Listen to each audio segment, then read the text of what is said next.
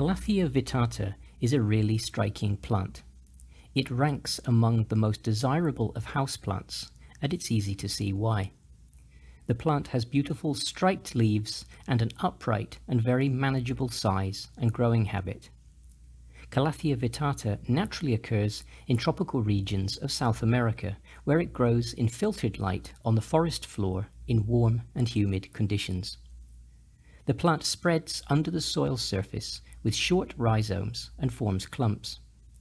The petioles are long and stout with a grassy texture, and the lanceolate-shaped leaves have a satin upper surface of mid-green with many pairs of silver-white stripes. The undersides of the leaves are pale green. The leaves naturally curl up along their length at night or when they experience strong direct sunshine, and they reopen in the morning or when the sun strength is reduced. This feature is why these plants are known as prayer plants. In cultivation, Calathea vittata grows to approximately 60 centimeters in height, and healthy plants will have a full shape with plenty of leaf. But as much as I'd like to say it's super easy to grow, I cannot. Calathea vittata grows in very specific conditions in nature, so we need to pay particular attention to its watering, light, temperature, and humidity. But many people do have success with this plant, as long as a few basic rules are followed.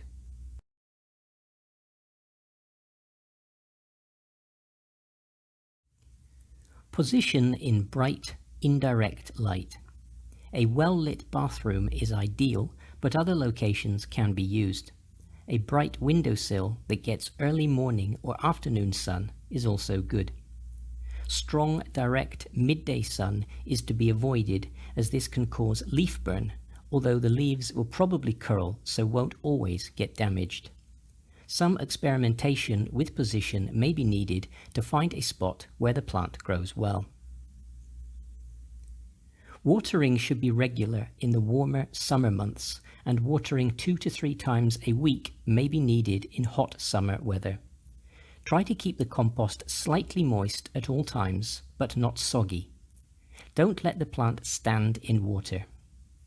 In the winter months, water should be reduced and may only be needed every 3 to 4 weeks. Let the top 5 centimeters of the compost dry out in between watering. But pay close attention to the type of water used. Calatheas don't like tap water. The additives in the water are what the plants object to. So we should use rainwater, filtered water, water from a dehumidifier, or distilled water. If you have a dry plant and not enough prepared water, then use tap water. Small amounts of tap water will not harm the plant if given occasionally. A liquid feed of general purpose or houseplant fertilizer can be given once or twice per month in the summer growing season. But make it a weak mix by mixing to half strength. Fertilizing in winter is not needed. Warm year-round temperatures are needed, and Calathea vittata will not tolerate low temperatures. Aim to keep the temperature at a minimum of 15 degrees Celsius at night, 21 degrees Celsius in the day, and a maximum of 30 degrees Celsius. Small differences in these temperatures are okay, but avoid cold and freezing temperatures. The average room in the average house is not going to be humid enough for this plant, so we will need to supplement the humidity by placing the plant on a moist gravel tray, misting frequently, and place with other plants for shared humidity. A humidifier can also be considered if you grow many plants. If you can, repot each year in the late spring or early summer. Pot into a free-draining, airy mixture. A good potting mix can be made from 2 parts general-purpose compost based on peat or cocoa peat, 2 parts coconut chunks or orchid bark, and 1 part perlite. When repotting, watch out for brown or black roots. These dead roots can be cut away and discarded. Fortunately, Calathea vittata doesn't suffer from too many pests, but do watch out for aphids, mealybugs, and red spider mites. If detected, treat with suitable miticides and insecticides such as neem oil. Calathea vittata does like plenty of water, but you can still overwater it.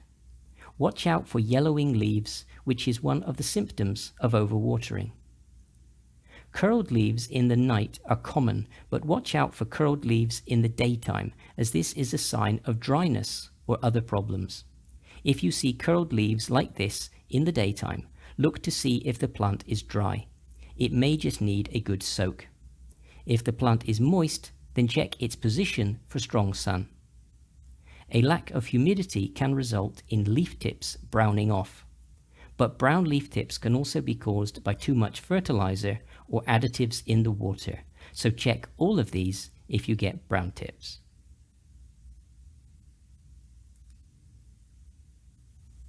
Propagation is by division, and division is best carried out in late spring to early summer. To divide the plant, we need to look for growths around the edges of the clump that have good roots and new shoots emerging. You can take the plant out of its pot and use a knife to slice off a growth.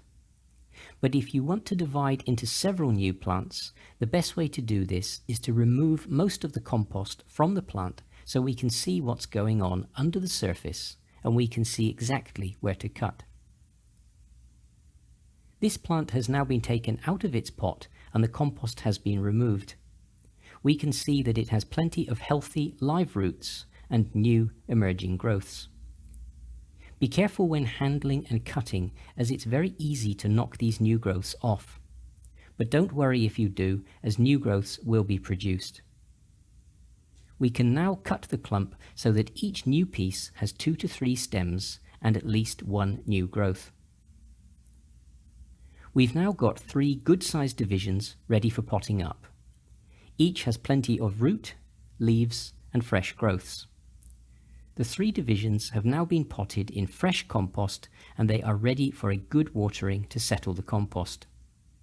The leaves may curl for the next few weeks, but don't worry, as that will only be temporary and the leaves will return to normal when they are fully established.